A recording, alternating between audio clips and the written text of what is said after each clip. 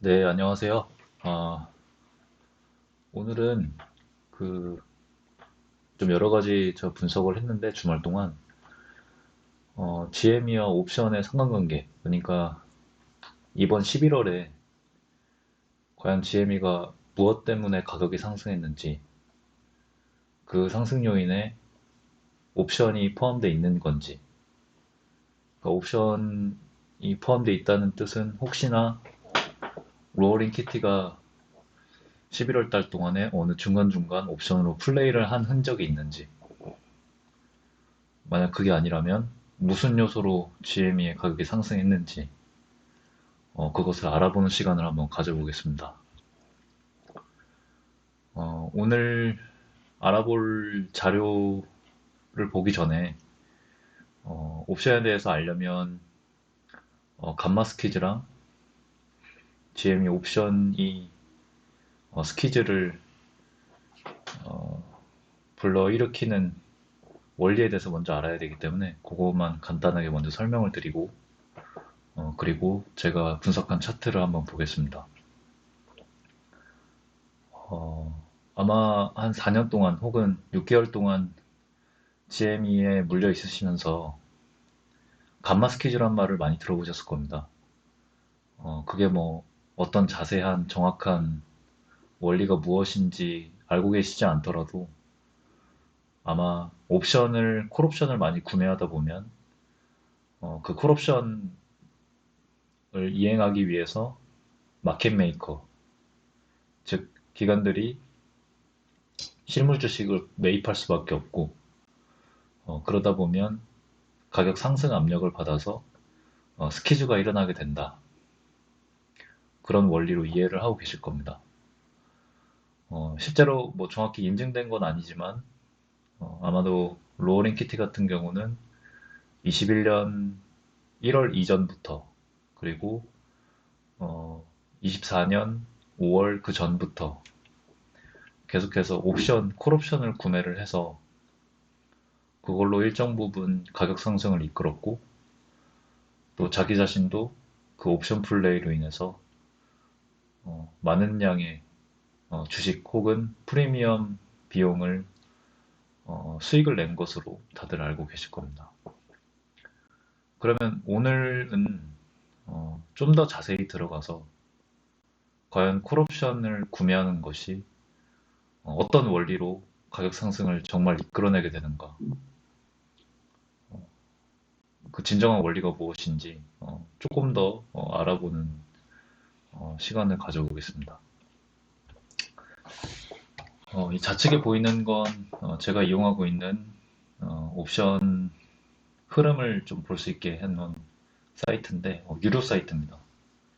과거의 옵션 흐름을 보기 위해선 몇몇 기관에서 제공하는 데이터를 봐야 되는데 이거 같은 경우는 11월 21일, 3일 전이네요. 3일 전에 있었던 옵션 거래 내역입니다. 기본적으로 그냥 이걸 보시면 어, 한번 설명을 들어보면 GME 옵션이고요. 옵션을 구매할 당시 GME 가격은 29.14불이었습니다. 여기서 이루어졌던 옵션은 콜옵션, 그러니까 가격이 상승할 것이라고 예측하고 주식을 매입할 수 있는 권리를 의미하는 콜옵션이고요. 계약 가격은 29.5달러입니다. 네. 그러니까 29.5달러가 넘으면 가격에 매입을 할 수 있다는 거죠. 그러니까 그 주식을 29.5달러에 매입할 수 있다는 겁니다. 만료일자는 24년 12월 6일, 다다음 주 것이고요.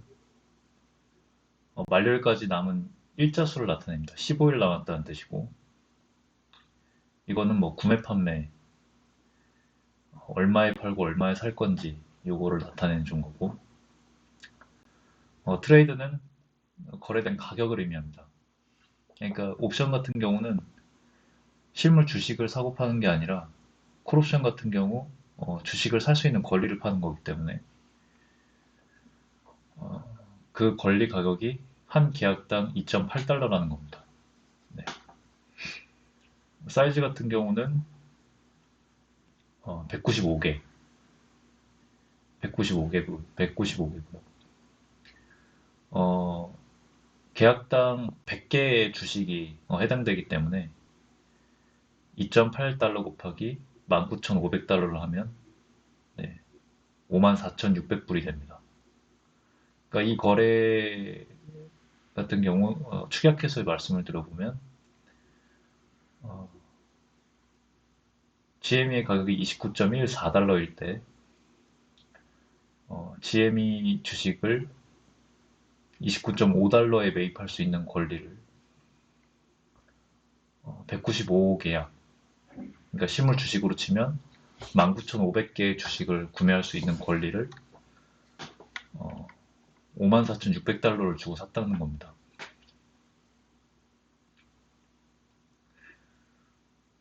그러면 이 사람 같은 경우는 이 사람이 수익을 내려면 29.5달러 더하기 2.8달러 얼마죠? 대충 한 32불 되겠네요. 32불이 넘으면 이 사람은 만료일 이전에 실물 주식으로 전환을 하면 이득을 보는 게 됩니다. 하여튼 뭐 그런 원리고요. 그러면 이런 콜옵션을 구매했을 때 이런 콜옵션들을 많이 구매하게 되면 왜 주식의 가격이 상승하고 그게 더 압박이 되면 어떻게 감마 스퀴즈가 일어나는 걸까요?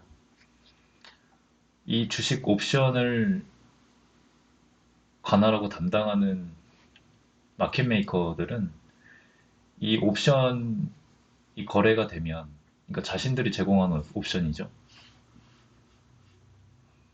혹시나 이게 가격이 올라갈 수도 있고 내려갈 수도 있고 어떻게 될지 모르기 때문에 일정 근거에 의해서 이 거래된 주식 옵션의 일정 부분만큼 실물 주식을 바로 매입합니다. 그것을 우리는 델타 해칭이라고 합니다.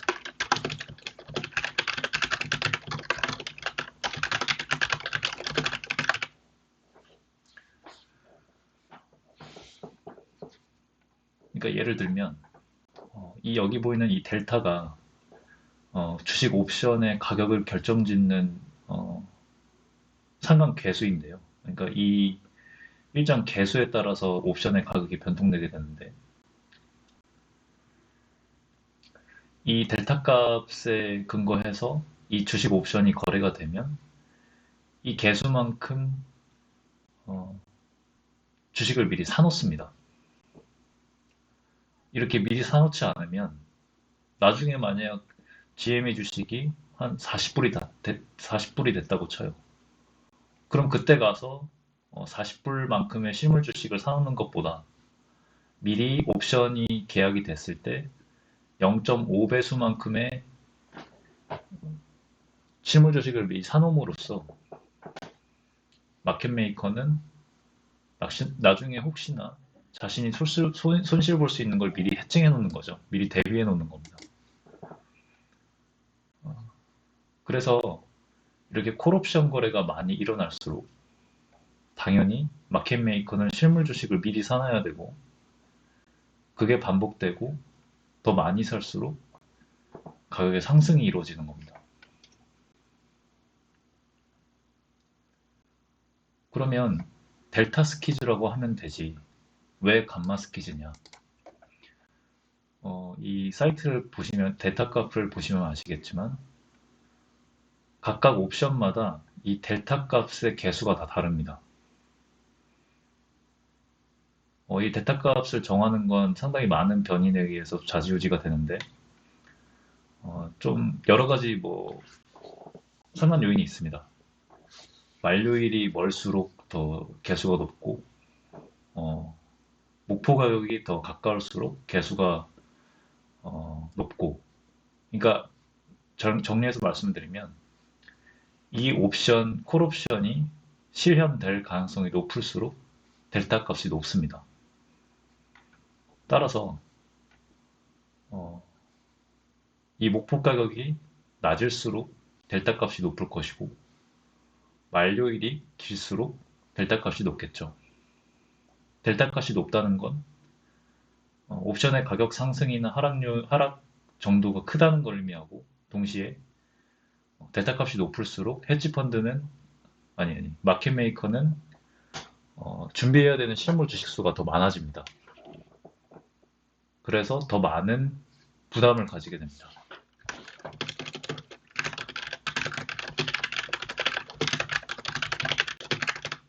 왜냐? 옵션이 행사될 가능성이 높기에. 정리해서 옵션이 행사된다는 건 무슨 뜻이죠? 실물 주식을 인도받는다는 뜻이죠. 네. 그러니까 사실 마켓 메이커 입장에서는 실물 주식을 최대한 적게 준비하면서 계약자, 그러니까 뭐 개인이나 기관 투자자들이 옵션으로 목표한 옵션가를 맞추지 못해서 옵션을 행사할 수 없게 되는 게 사실은 가장 마켓 메이커한테 좋습니다. 하지만 뭐 그렇게 되면 우리가 원하는 감마 스케줄은 일어나지 않겠죠. 자, 그러면 저희가 지금까지 옵션의 구매, 판매, 그리고 행사 원리와 델타 값이 어떤 상관관계가 있는지를 알아봤습니다. 그러면 아마 이제 잘 아시는 분도 계시고 잘 모르시는 분도 계시겠지만 옵션의 종류에도 여러 가지가 있다는 걸 알고 계실 겁니다. 콜옵션과 풋옵션을 제외하고도 뭐 인더머니, 앳더머니, 아웃더머니 이런 말들을 들어보셨을 겁니다. 이 뜻에 대해서 말씀을 드리면 인더머니는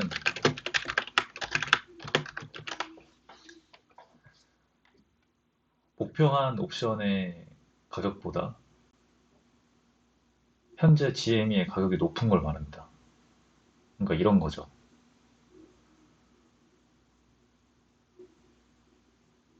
GME의 현재 가격이 29.14불인데 25년에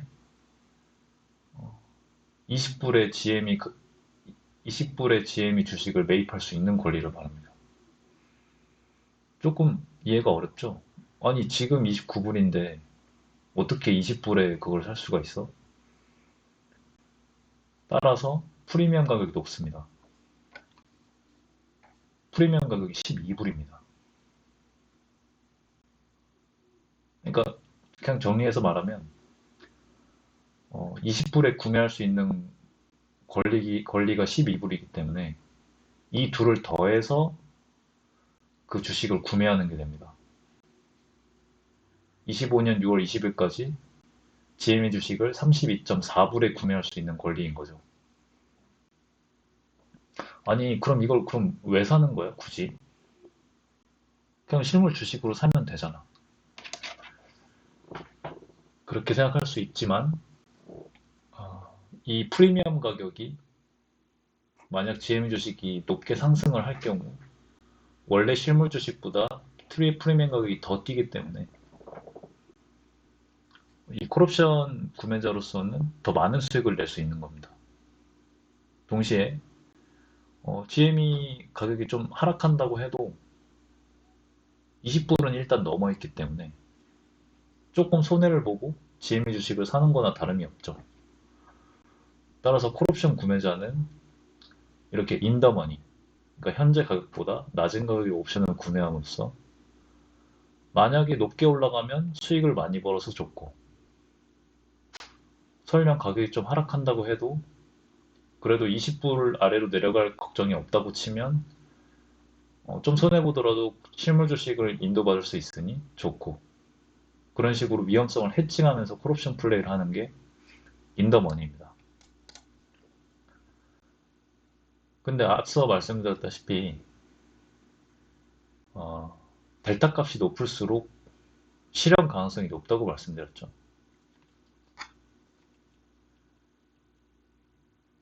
보시다시피 누가 봐도 내년 6월 20일 날 GME 주식의 가격이 20불은 넘을 거라고 예상이 되니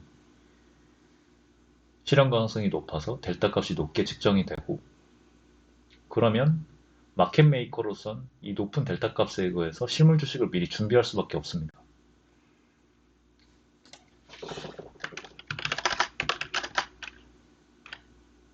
현재 가격이 옵션 타겟 S보다 높을 때, 그건 실현 가능성 높음 마켓 메이커 땅. 그럼 ATM과 OTM은 뭘까요? 쉽습니다. ATM은 앳더머니,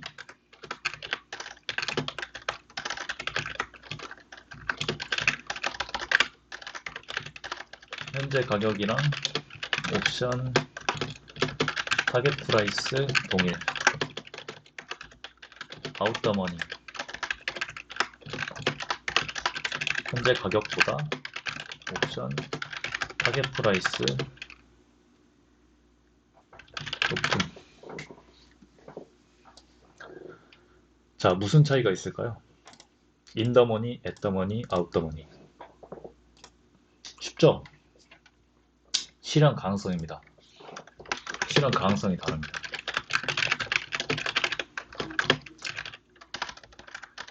그러면 델타 값이 다르겠죠? 그러면 마켓 메이커가 부담을 가지는 옵션은 뭘까요? ATM이 더 부담되고, ATM이 그 다음 부담되고, OTM이 부담되겠죠. 그래서 로어링 키티가 사용했던 수법이 바로 이 ITM, 인더머니 옵션을 대량으로 매입을 해서 마켓 메이커로 하여금 많은 수의 실물 주식을 강제로 구매해서 준비해 놓게 만드는 방법으로 GME 주식의 가격을 올려왔던 것으로 생각하고 있습니다.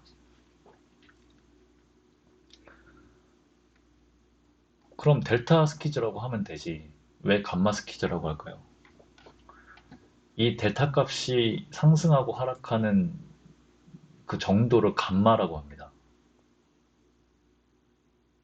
그러니까 주식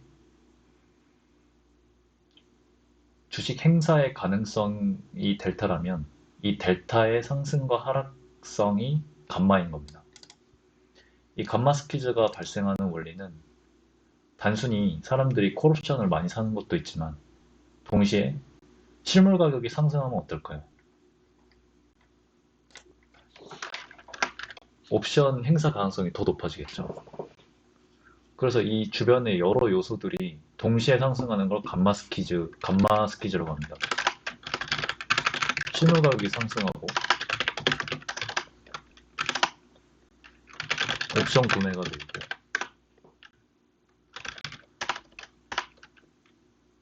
또한 미래에 주식 수요가 늘어나고 등등. 또한 옵션 구매자들이 판매를 하지 않고 등등. 이런 것들이 이어지다 보면 옵션 가격 상승, 델타 값 상승, 동시에 주식 가격 상승, 이런 것들이 순환되면서 기존에는 없던, 상승할 수 없었던 가격의 주식이 완성되는 겁니다. 이게 감마 스퀴즈입니다. 여러 금융 전문가들이 21년 1월에 촉발됐던 것은 GME는 감마 스퀴즈였다. 그러니까 명확히 쇼 스퀴즈는 아니고 감마 스퀴즈였다. 이렇게 말을 하고 있습니다. 그럼 이제 감마 스퀴즈랑 인더머니, 앳더머니, 아웃더머니에 대해서 알게 되었죠. 자, 그러면 이번 11월에 GME에서는 감마 스퀴즈가 일어났을까요? 아니면 감마 스퀴즈를 일으킬 수 있는 전투 작업이 이루어졌을까요? 그러니까 옵션이 많이 구매가 됐나요? 그걸 한번 보겠습니다. 아, 제가 여기서 한번 보여드릴 차트는 개인스탑의 차트와 비트코인의 차트를 같이 보여드릴 겁니다. 비트코인을 비교해서 보여드리는 이유는 어, 정말 신기하게도 11월 대선쯤부터 해서 게임스탑과 그래프의 움직임이, 차트의 움직임이 굉장히 비슷했습니다. 단순히 일봉의 상승세만 비슷한 게 아니라 어, 일자별로도 보면 분봉도 거의 비슷한 움직임을 보이던 때가 많았거든요. 왜 그럴까 하고 생각을 해봤는데 아마 여러 가지 요인이 있겠지만 아마도 개인스탑의 성격과 비트코인의 성격이 좀 비슷하다는 점이 가장 크지 않을까 합니다. 게임스탑이나 비트코인이나 어떤 실물 경제에 해당하는 실제로 이걸 통화로 사용하는 걸로는 사실 보기 어렵잖아요. 일종의 어, 폭발적인 상승을 기대하는 투기성 주식 자산인 점도 그렇고 약간의 이 게임스탑 주식이나 비트코인에 접근하는 사람들의 어떤 연령대나 문화적 특성, 어, 보유하는 가치의 원리, 테마 이런 것들이 좀 겹치기 때문에 아마 거의 비슷한 움직임을 보였던 것 같습니다. 근데 비슷하면은 굳이 왜 대조를 해? 라고 얘기하실 수 있는데 비트코인 같은 경우는 어떤 평소 시장의 상황이라든가 투자자들의 심리를 많이 잘 담고 있다고 생각합니다. 그러니까 당일 당일마다 다른 시장 상황이 벌어지잖아요. 예를 들면 뭐 우크라이나 전쟁이 좀 더 심화됐다거나 아니면 비트코인 관련 혹은 주식 관련해서 전체 증시가 하락한다거나 상승한다거나 이런 것들을 간략하게 볼 수 있는 비교군이기 때문에 이 비트코인과 게임스탑을 비교했을 때 비트코인과 다른 움직임의 게임스탑 움직임이 나온다면 그것은 어떤 우리가 흔히 말하는 어, 세력이나 기관의 움직임이 있거나 정말 만에 하나 로어링 키티의 어떤 옵션이나 실물 주식 매수 움직임이 있을 수도 있다라는 추측으로도 할 수 있기 때문에 비트코인과 게임스탑 그리고 여기에 더해서 일자별 옵션 매수도 같이 함께 비교해봤습니다. 이제 GME 같은 경우는 11월 5일부터 본격적인 좀 상승이 시작되는데요. 여기 뒤에 보이는 흑백 그래프가 흑백 차트가 비트코인입니다. 앞에 어, 칼라로 된 게 GME 차트고요. 이 뒤에 보이는 이 노란색 선 그래프가 보이시나요? 이게 인더머니 옵션 매수량입니다. 이 아래 보이는 게 아웃더머니 콜 옵션 매수량이고요. 어, 흔히들 아마도 콜옵션이 많이 들어오면 그로 인해서 주가가 상승할 것이다 라고들 많이 생각을 하셨는데 제가 이 일자별 그래프를 확인해 본 결과 어, 주가 상승이 먼저 일어나고 그 다음에 콜옵션이 들어오는 경우가 많았습니다. 그러니까 이거는 11월 5일 같은 경우인데 보시면 비트코인이 상승하고 GME가 같이 상승하죠. 동일한 움직임을 보입니다. 상승하고 나서 인더머니 콜옵션이 들어오는 게 보이시죠? 네.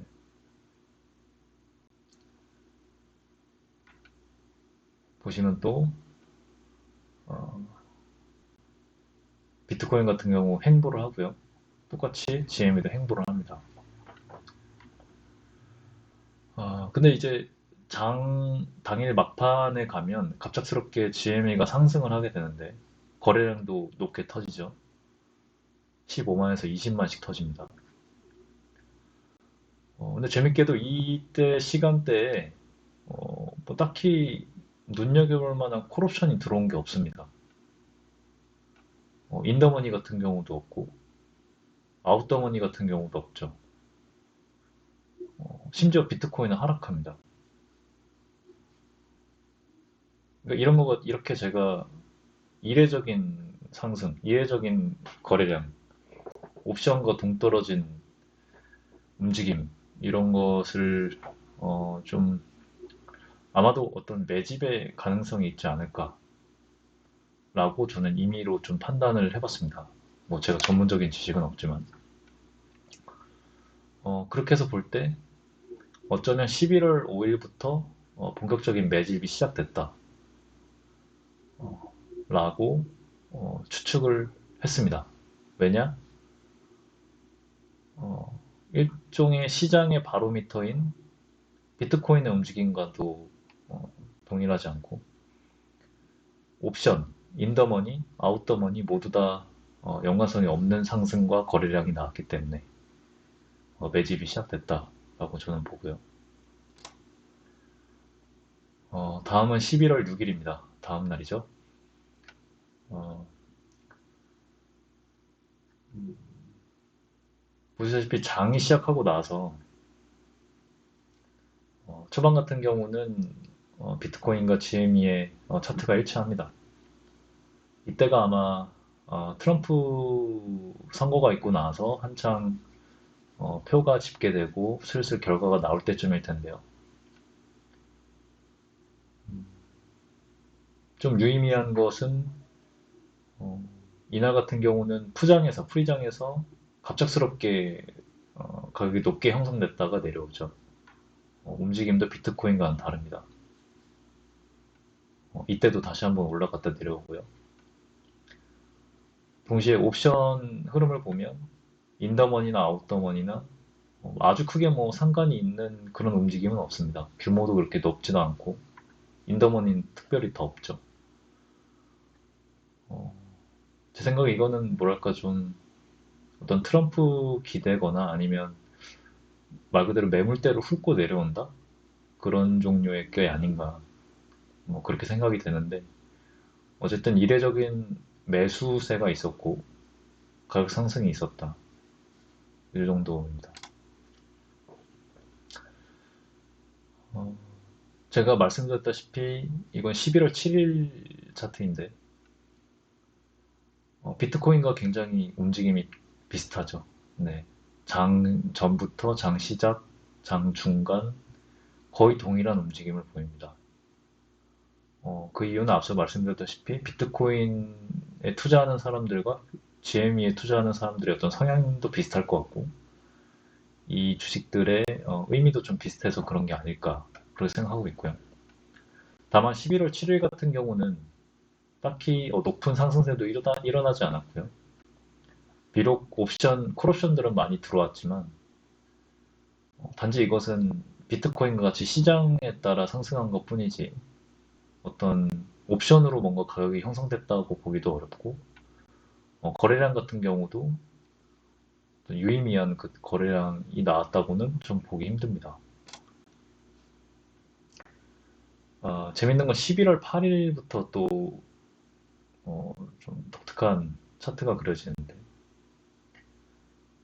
어,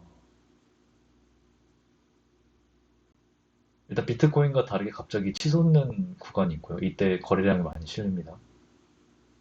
이때 같은 경우도 비트코인과 약간 디커플링 되면서 가격이 상승이 되고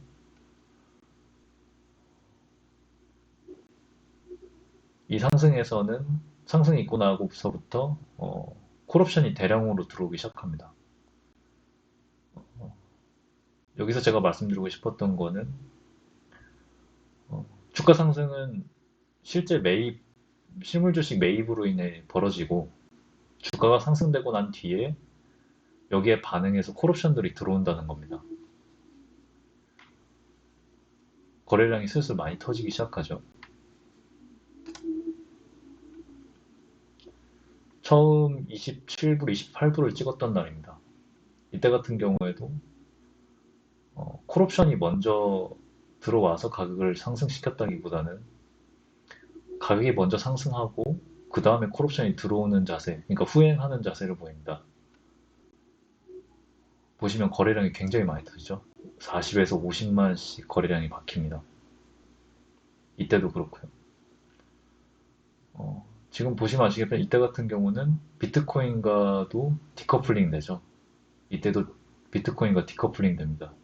그러니까 이때의 경우에는 GM 주식만 급작스럽게 상승한 거예요. 전 이것도 어떤 매집의 어떤 그 매집을 보여주는 차트가 아닌가 그렇게 생각을 하고요. 그 다음날인 11월 12일에는 또 갑자기 또 아무런 특이사항 없이 비트코인 차트와 동일하게 흐르는 모습을 보여줍니다. 사실 거의 비슷하거든요. 전 이게 보면서 되게 신기했습니다. 상승하고 하락, 상승하고 또 상승하고 하락하고 끝나는 지점도 비슷하고. 보시면 아시겠지만 어떤 상승과 하락에서 발생하는 거래량인 것 같았고 또 상승 전에 콜옵션이 발생하기보다는 상승을 하고 나서 그 다음에 콜옵션이 반응해서 들어오는 그런 모습을 보여주죠. 옵션은 계속 후행하고 있습니다.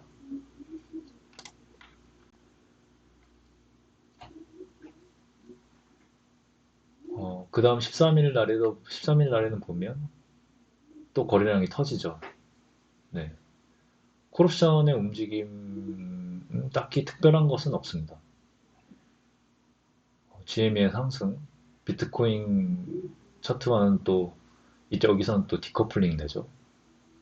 때 거래량이 상승하면서 또 매집이 일어났다고 저는 생각합니다. 그 뒤로는 다시 비트코인과 커플링 되면서 차트가 마무리되고요. 그 다음날은 11월 14일입니다. 이때도 앞에서는 비트코인, 그러니까 시장 상황과 똑같이 커플링 되면 차트가 움직이다가 이렇게 거래량이 터질 때, 네, 매집할 때 주가가 튀어오릅니다. 한 번씩 이렇게 튀어오르고 여기서도 잠시 숨 고르면서 비트코인과 차트를 커플링 하다가 어, 다시 거래량이 실리면서 차트가 튀어오르고 다시 내려옵니다. 저는 뭐 사실 전문가도 아니고 이 정보에 접근하고 있지 않아서 어, 명확히 다 제가 뭐라고 호언장담할 수는 없지만 이게 매집하는 차트가 아닌가? 라는 생각이 계속 듭니다. 이게 뭐 콜옵션으로 인해서 튀어오른 것도 아니고 콜옵션은 계속해서 상승이 있고 난 다음에 후행해서 따라오거든요. 그러니까 순수하게 어떤 매수세, 폭발적인 매수세에 의해서 계속 주가가 상승하고 내려오는데 그 양이 어떤 시장 상황과도 반대되고 갑자기 이렇게 상승하는 것이 좀 이례적이라고 생각합니다. 11월 15일이고요. 이때도 하락과 상승이 비트코인 그래프와 비슷하게 가고 마지막에 장 마감에는 좀 다르게 움직입니다.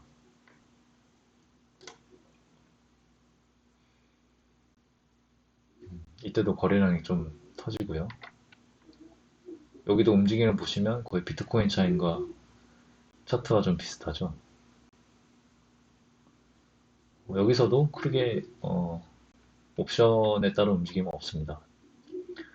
재밌는 건 11월 한 7일 이때부터 11월 한 13일, 14일까지는 옵션이 꽤 많이 들어옵니다. 그러다가 한 11월 15일 이때부터 옵션량이 급격하게 감소해요. 그럴만도 한 게 그 전부터 계속 주가를 아래로 갔다 위로 갔다 아래로 갔다 위로 갔다 치고 받으면서 옵션이 거의 대다수 무용지물이 된 걸로 알고 있습니다. 약간 거기에 학습한 사람들이 이제 슬슬 옵션 들어오는 양이 굉장히 적어지기 시작하고요.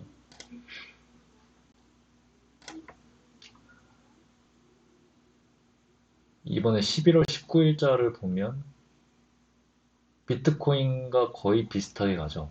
하락했다가 쭉 상승하면서 올라가는데 여기서 조금 이례적으로 이 포인트에서 주가가 상승을 하고 이때 거래량이 좀 터지는 모습들을 한 번씩 보실 수가 있습니다.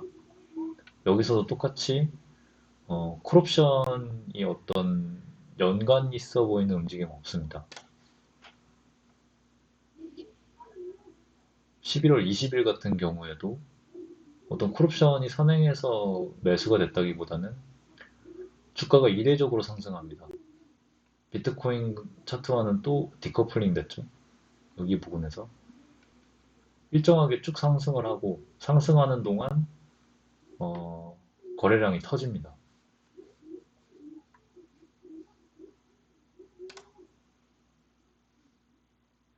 여기 같은 경우는 비트코인 차트와 어느 정도 커플링이 좀 되는데 여기서 또 하락할 때 거래량이 또 터졌고요.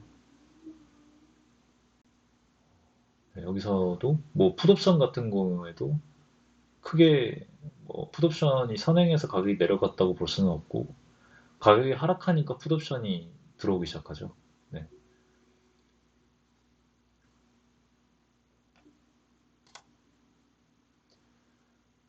이게 11월 22일 차트인데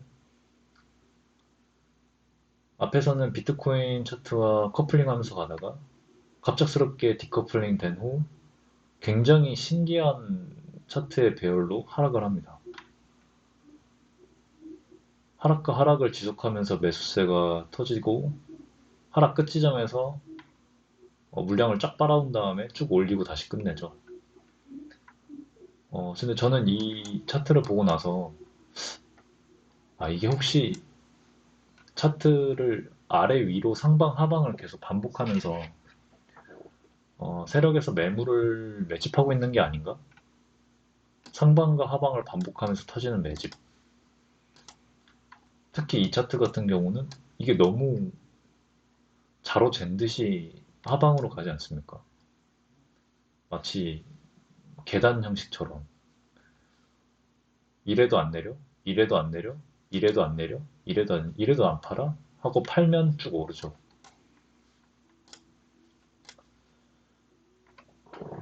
그래서 이렇게 11월 5일부터 22일까지의 차트를 한번 봤는데 제가 느꼈던 생각은 음, 계속해서 저점을 다지면서 상하방을 흔들며 매물을 모으고 있는 느낌이다. 시장 상황에 따라 매크로적으로 상승했을 뿐 어떤 키티나 세력의 옵션을 이용한 가격 상승 압력은 보이지 않았다. 즉 트럼프 당선 후 롱랠리 투심 강화